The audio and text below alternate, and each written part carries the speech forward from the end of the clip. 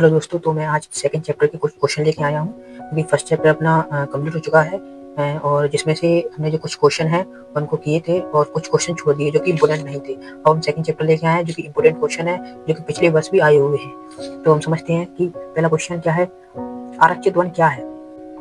तो आरक्षित वन का मतलब ये होता है कि किसी चीज को प्रोटेक्ट करने के लिए हम उस चीज को क्या कर देते हैं, आरक्षित कर देते हैं, उनको रिजर्व कर देते हैं उसको। क्योंकि हमें जब किसी चीज की रक्षा करनी होती है, उसको बचाव करना होता है, तो उसके लिए हम अलग एक एरिया कर देते हैं। तो इसका मतलब ये है कि पेड़ पौधे और जीव जंतुओं की रक्षा के लिए घोषित क्षेत्र होते हैं। कौन से क्षेत्र होते हैं? ये होते हैं पेड़ पौधे और जीव जंतुओं की रक्षा के लिए घोषित क्षेत्र होते हैं। देश के आधे से अधिक वन क्षेत्र आरक्षित वन क्षेत्र है। भारत में 1972 के बाद पर्यावरण रक्षा के लिए सरकार ने कदम उठाए, जिसमें से पहला कदम ये था कि सरकार द्वारा नीतियां बनाकर, कानून बनाकर, जैसे एक कानून बनाया 1972 का, जिसके तहत आरक्षित वन घोषित किए जाने लगे। आरक्षित वन का मतलब ये है कि पेड़ पौधे जीव जंतुओं की रक्षा करना, उनके लिए कुछ ऐसी जंगलों को, ऐसे क्षेत्रों को रक्षित कर देना, आरक्षित कर देना, जिससे उनको बचाया जा सके। रक्षित वन किन किन राज्यों में है? तो रक्षित और आरक्षित में क्या अंतर होता है? आरक्षित का मतलब होता है कि वह पूरी तरह से सरकार के स्वामित्व में होते हैं। उनमें ना तो शिकार किया जा सकता है और ना ही पेड़ पौधों को काटा जा सकता है बिना अनुमति के। लेकिन रक्षित वन ये होते हैं, इनमें थोड़ी बहुत हमको छूट होती है कि हम उनमें जा सकते हैं, जरूरत हो तो लकड़ी भी काट सकते हैं, मतलब उनमें बहुत कुछ हद तक मतलब कि आने जाने की छूट होती है। लेकिन आरक्षित वन में बिल्कुल नहीं जा सकते। तो रक्षित वन कहाँ कहाँ है? रक्षित वन बिहार में है, हरियाणा में है, पंजाब में है, हिमाचल प्रदेश में, उड़ीसा में और राजस्थान में। इन इन जगहों पर रक्षित वन है। मनुष्य को जीवित रहने के लिए पारितंत्र का संरक्षण क्यों आवश्यक है? पहले हम समझते हैं पारितंत्र क्या है। पारितंत्र एक तरह सिस्टम है।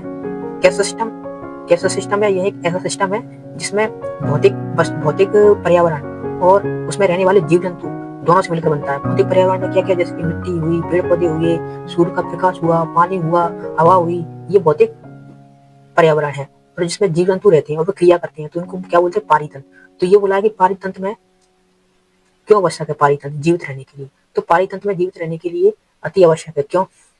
पारितंत्र में पेड़ पौधे और जीव जंतुओं के बीच गहरा क्या होता है? संबंध। जैसे कि पेड़ हमको क्या देता है? ऑक्सीजन, और हम उसको क्या देते हैं? Carbon dioxide. तो हमारा क्या हुआ? एक संबंध हुआ। किससे? पेड़ पौधों से। तो वही है कि पारितंत्र में पेड़ पौधे और जीव जंतुओं के बीच गहरा संबंध होता है। मनुष्य भी अपने अस्तित्व यानी अपने जीवन को और अपने जीवन के विकास के लिए पारितंत्र के जीव जंतुओं और पेड़ पौधे पर आश्रित होता है। हम भी तो पेड़ पौधे पर आश्रित हैं, जीव जंतुओं पर आश्रित हैं, तथा पारितंत्र से छेड़छाड़ करने पर हमारा जीवन खतरे में आ सकता है। तो ये लिखा है क्वेश्चन में। पेड़ों के विषय में गौतम बुद्ध ने क्या कहा है? तो आज से कम 2000 साल पहले गौतम बुद्ध ने भी, जो महात्मा गौतम बुद्ध है, उन्होंने भी पेड़ों के बारे में अपना कुछ व्यक्तित्व दिया जो आज के समय अपनाया जा रहा है। जैसे कि उन्होंने कहा कि पेड़ बहुत ही असीमित दयालु जीवधारी है। कैसे हैं? दयालु जीवधारी है, जो अपने पोषण के लिए कुछ मांग नहीं करते। पेड़ हमसे कुछ मांगते नहीं है, वो अपना खुद स्वयं पोषित होते हैं और दानशीलता पूर्वक अपने जीवन की क्रियाओं को भेंट में देते हैं। जैसे कि पेड़ पौधे हमसे कुछ मांगते नहीं है, बल्कि हमें अपने लकड़ी देते हैं।